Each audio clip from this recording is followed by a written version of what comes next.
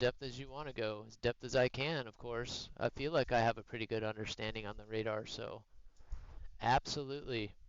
Because honestly, and especially at top tier, staying on top of that radar and being able to stay ahead of those missiles as people spam them is just so crucial. Hey, hey, hey, hey, stop that. Stop that. He thinks there's food up there, but there isn't.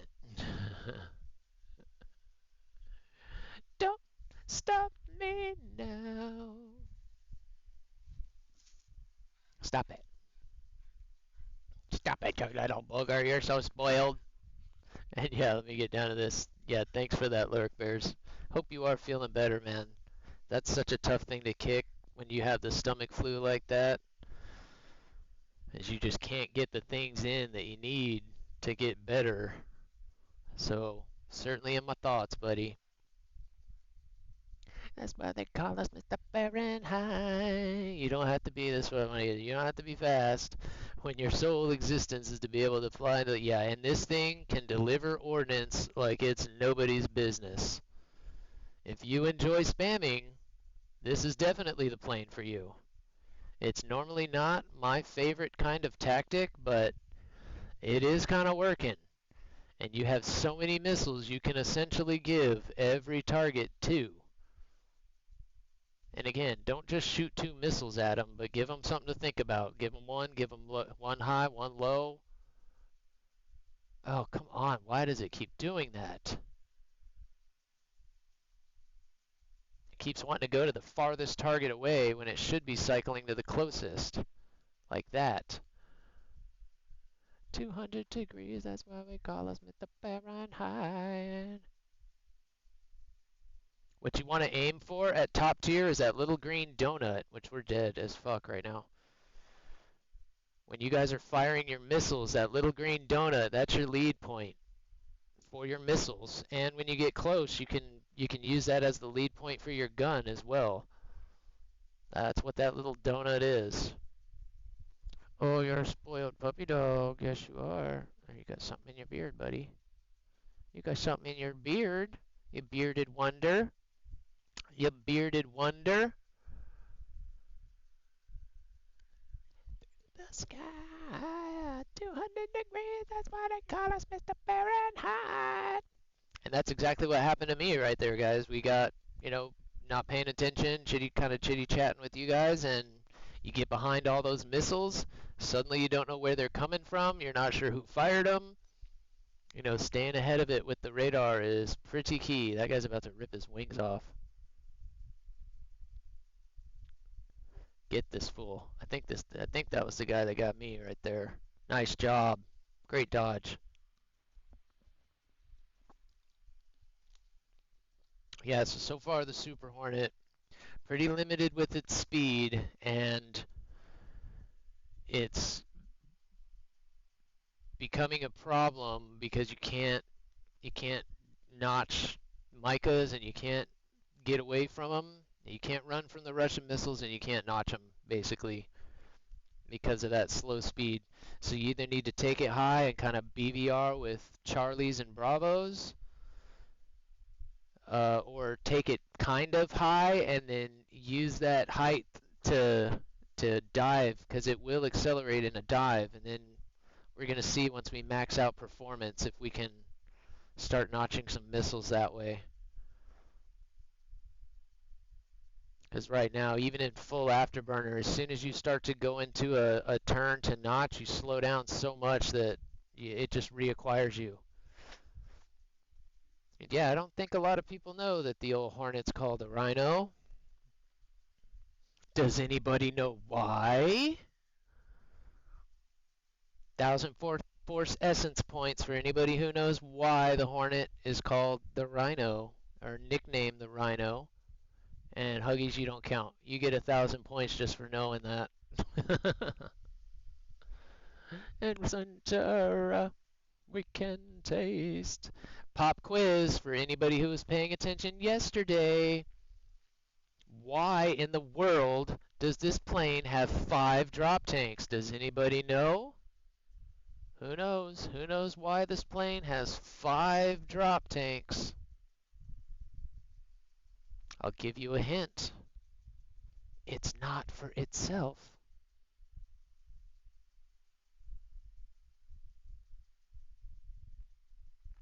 And just like the movies, we play out our last scene.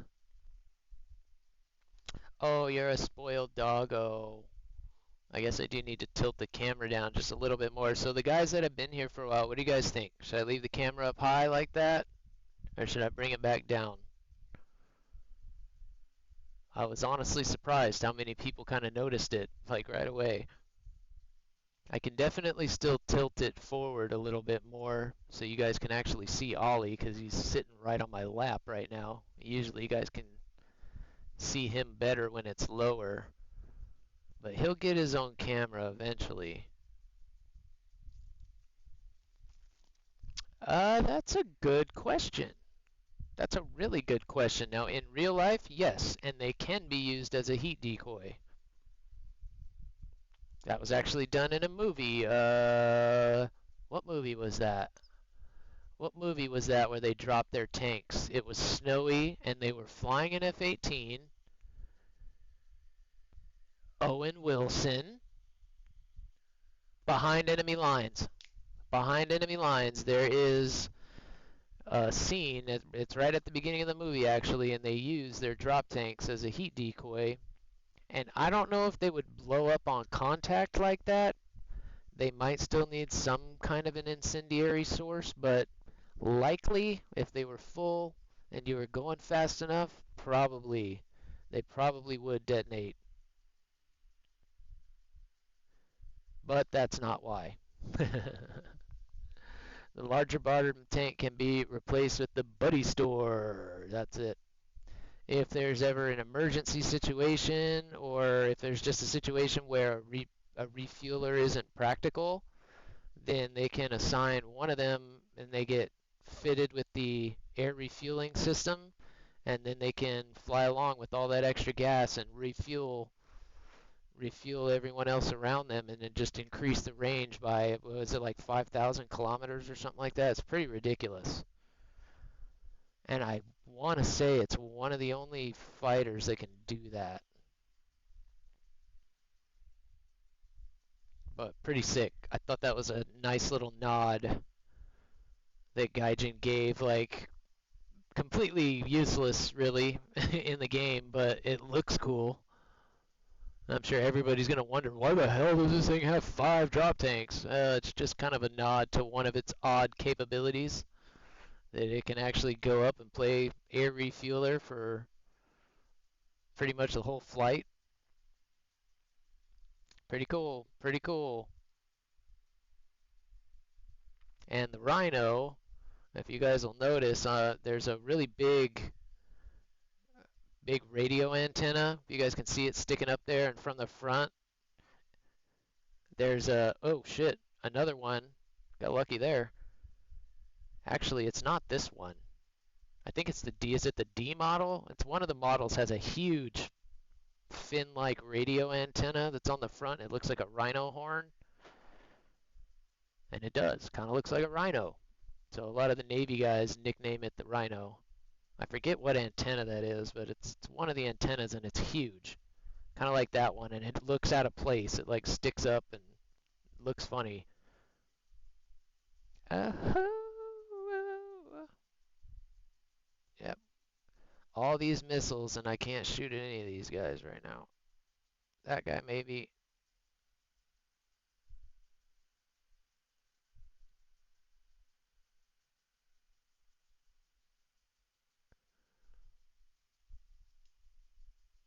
That's a J-10. Where's the J-10 at? Right there. Yep, that's him.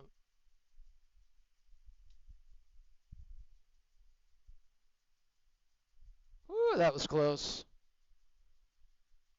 That was close, and you're gonna die for missing. Maybe. He shot at me again. Ah, shit. That's alright. Shit, this one's got me. I'm not gonna be able to get away from it. Nope.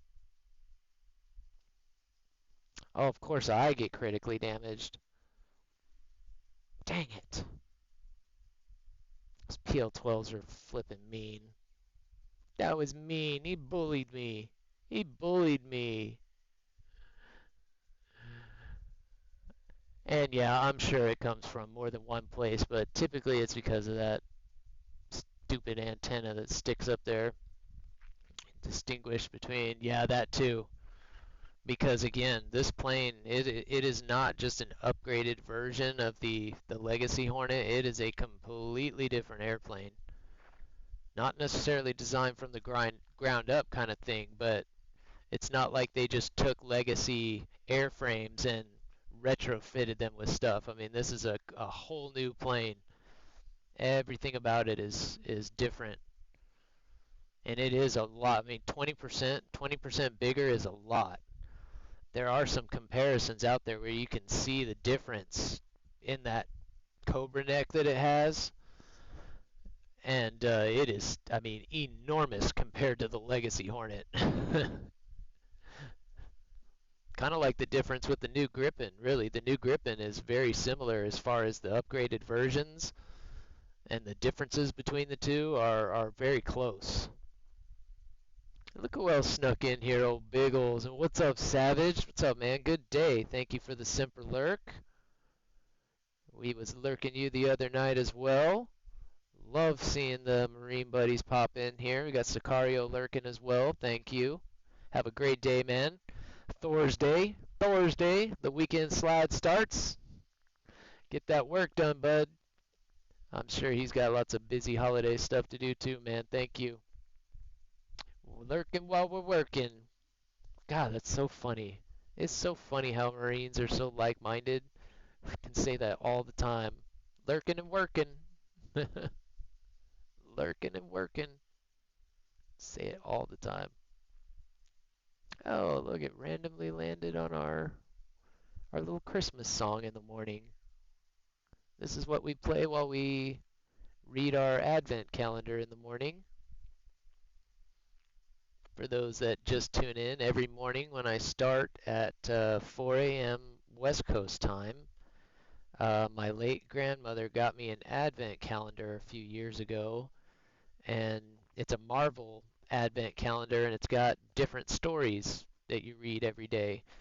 And unfortunately, she passed away before we could do it together, but this year, unfortunately, Lady Tixter Violet's grandfather passed away, and it was right before December, and it just kind of, in trying to cheer her up, I remembered I had that and dug it out, and it kind of cheered me up too, thinking about my grandma. So every morning we read a little story out of it, and while we go through the days of December here, and we listen to this song while I read them.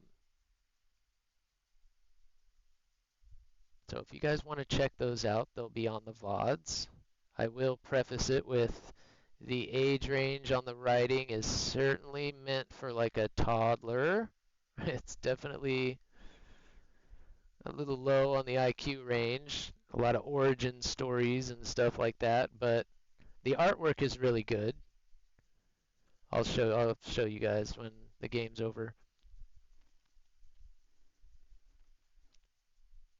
But yeah, kind of a fun little thing. I don't think I've ever completed an advent calendar. I always end up digging out the chocolate like beforehand.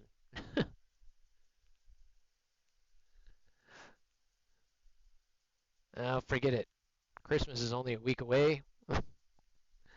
There's only 7 more pieces left. I'll just eat those real quick. Yeah, I know you're all guilty of that too. Oh man, yeah, that's crazy. Some would call it super. Some kind of situation between the F-16 and F-2. Lockheed even briefly tried to market the F-2 as a Super Falcon. Yeah, they got to sell planes and stuff, don't they? We kind of don't think about that sometimes. Got to make them sell. Got to make them sound as cool as they look. It failed, and they folded a lot of the upgraded into Block 7072. Yep.